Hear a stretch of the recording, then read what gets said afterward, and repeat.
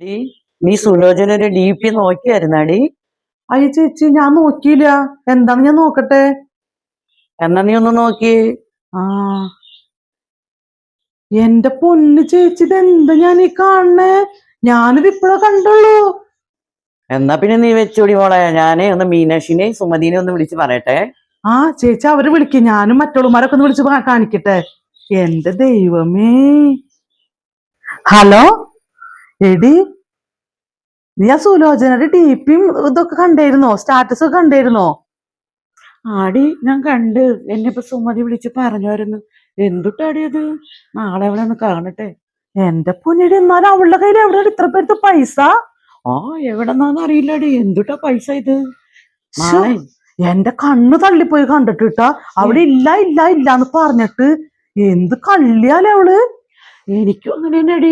അതിശയായിപ്പോയി. ഇത് എന്തുട്ടാടി ഇതിങ്ങനെ? ഇത് എവിടെ നിന്ന് ഇത്രയും പൈസ? എന്തെങ്കിലും ആവട്ടെ, നമുക്ക് നാളെ കാണുമ്പോ അവിടെ ഇട്ടൊന്ന് പൊരിക്കണം അവളെ. പിന്നല്ല. ശരിട്ടൊന്ന് വെക്കട്ടെ. കൊറേ മെസ്സേജ് വരണേ. അമ്മ ഒരു DP ഇട്ടേക്കണോ? അമ്മേ, ആ എന്താ മോളെ? ഒന്നിങ്ങോട്ട് വന്നേ. എന്താ മോളെ, നീ എന്തിനാ കിടന്ന് വച്ചിരിക്കണേ? അമ്മയുടെ ഫോണിൽ DP കിടക്കണേ.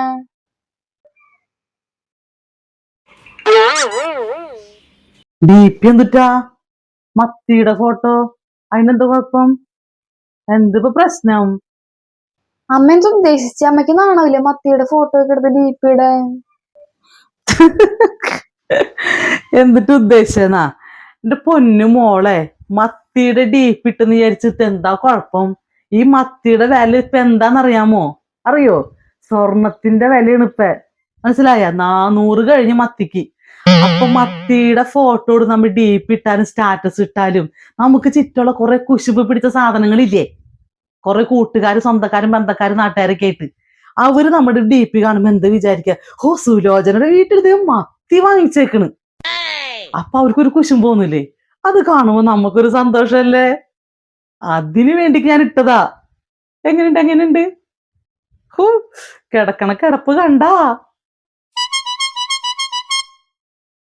അമ്മ ആള് കൊള്ളാല.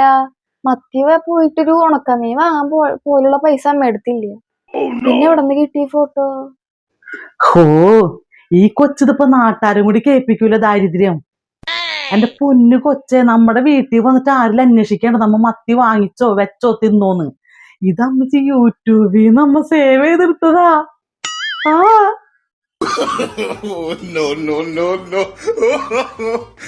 ഈ അമ്മ നാറ്റിക്കുള്ളൂ. ഇല്ലാത്തതില്ല എന്നിട്ട് പറഞ്ഞ പോരെ. എന്ത് ഇല്ലാത്തത് ഉണ്ടെന്ന് പറയണേ. ഓ, ഞാൻ അങ്ങോട്ട് സഹിച്ച്, നീ സഹിക്കണ്ട പോരെ. നീയായിട്ട് ആരോട് തിരുത്താൻ നിക്കണ്ട. ഹോ, ഒരു കാര്യം ചെയ്യാന്ന് വെച്ചാൽ അതിനും സമ്മതിക്കില്ല. പൈസ കൊടുത്ത് വാങ്ങിക്കാനാണെങ്കിൽ അവളെ കെൽപ്പില്ല. ഇതിങ്ങനെയെങ്കിലും ഇട്ടൊന്ന് മനുഷ്യൻ നിർവൃതിയാണ് ഏട്ടെ. അല്ലാണ്ട് ഇത്രയും വില കൊടുത്ത് ചാളൊക്കെ വാങ്ങിച്ച് തിന്നാൻ പറ്റുമോ? ആൾക്കാരെ കാണിക്കാൻ പറ്റുന്ന ചാള ഞാൻ വാങ്ങിച്ചത് നമുക്ക് കാണിക്കാൻ പറ്റുമോ?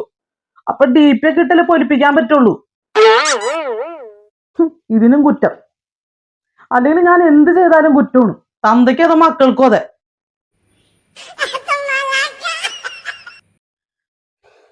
നീ ആയിട്ട് ആരും തിരുത്താൻ നിൽക്കണ്ടാട്ട്. ഞാനോട് പറയാൻ നിൽക്കല്ലേ. ഇവിടെ ചാളൊന്നും വാങ്ങിച്ചിട്ടില്ല, അമ്മ അത് യൂട്യൂബിൽ നിന്ന് ഡൗൺലോഡ് ചെയ്തെടുത്ത് ഇട്ടതൊന്നും പറയാൻ നിൽക്കല്ല ഏട്ടാ.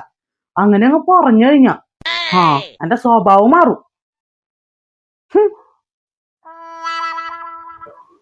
ഓ, ഈ അമ്മയുടെ ഒരു കാര്യം.